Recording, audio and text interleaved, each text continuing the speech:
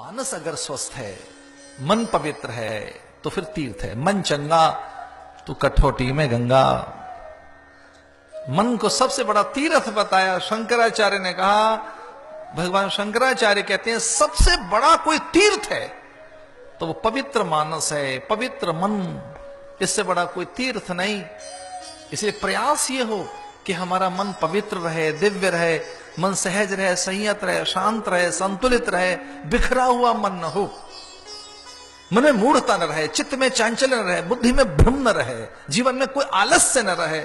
इसके लिए वो कहां से लाएं? वो द्रव्य, वो रसायन, वैसी सत्ता तो कहते हैं वो कभी ग्रंथों से मिलती है।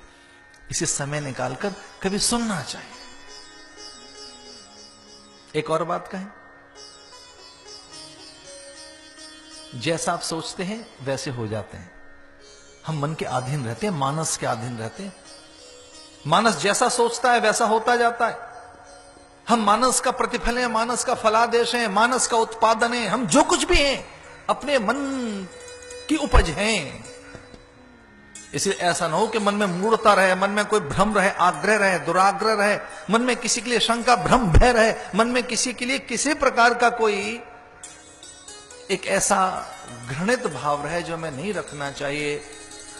इसलिए मानस का उत्पादन हमें, इसलिए मनुष्य कहलाए मत्वा कर्माणि सीव्यते। सीव्यते स्टिचिंग जैसे सीता है कपड़े को। कैंची क्या करती है? कपड़े को अलग अलग कर देती है, सुई उसे सीती है। कैंची कपड़े को अलग अलग कर देती है। कैंची की एक विशेषता है कि कैंची एक में से अनेक कर देती है। कैंची क्या करती है? अलग कर देती है। अब अलग कर दिया कैंची ने, सुई उसे सी रही है। लेकिन ध्यान रखना, सुई ऐसे ही नहीं सिल पाती। अलग हुई वस्तु में से कोई एक तंतु, कोई एक धागा लेकर उसे फिर जोड़ती है। सुई, कैंची तो ऐसी काट देती है, कैंची तो बिल्कुल अलग कर देती है, लेकिन सुई उसे जोड़ती है कैसे? मत्वा कर्माणि सीव्यते। सीव्यते सिलने का काम करती है सुई। तो सुई क्या करती है? सीती है, लेकिन सुई ऐसे ही चलती रहे जैसे कैंची चल गई थी? ना ना ना, सुई में कोई एक ऐसा उस एक सजातीय कोई एक गुण सुई अपने पास रखती है। उसी का गुण, उसी की प्रकृति, उसी का स्वभाव, उसी का कोई तंतु, उसी का कोई धागा, तो फिर वो धीरे से उसे जोड़ देती है।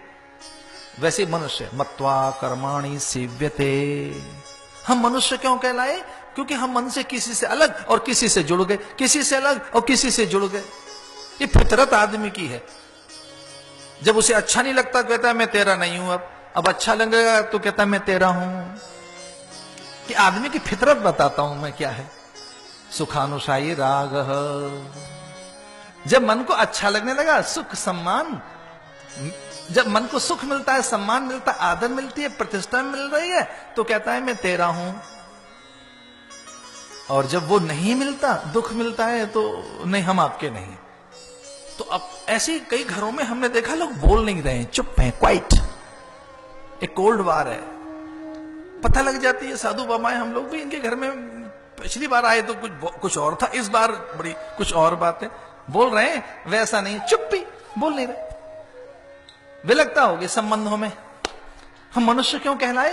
क्योंकि हम मन के आधार पर जीते हैं, हम मानस के अधीन रहते हैं, हम मन के अनुकूल चलते हैं। और मन का एक ही स्वभाव है, वो सुख का संचय करता है। मन का एक ही स्वभाव है, वो अनुकूलताओं का संचय करता है। मन का एक ही स्वभाव है क्या?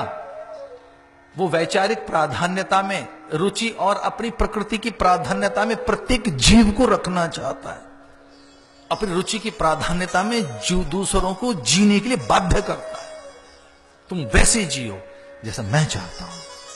जैसे कुछ लोग हमसे कहते हैं हमारे अनुकूल बन जाएं सब, हमारे ये जो हमारे हैं हमारे अनुकूल बन जाएं, हमारे अनुकूल नहीं है। तो मन क्या करता है?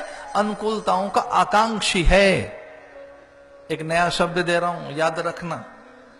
मन हमेशा अनुकूलताओं के गलियारे में भटकता हुआ मिलेगा आपको। अनुकूलताओं के गलियारे में भटकता हुआ मन मिलेगा। आपका मानस, आपका मन कहीं और नहीं मिलेगा। उसी गलियारे में भटकता हुआ मिलेगा जहां अनुकूलताएं मिले, ऋतु से, प्रकृति से, व्यक्ति से, पदार्थ से, दृश्य से, घटना से, पति पत्नी से, गुरु चेले से। इनसे हमें अनुकूलता मिल जाए, अनुकूलता मिल जाए, वहां भटकता हुआ मन मिलेगा।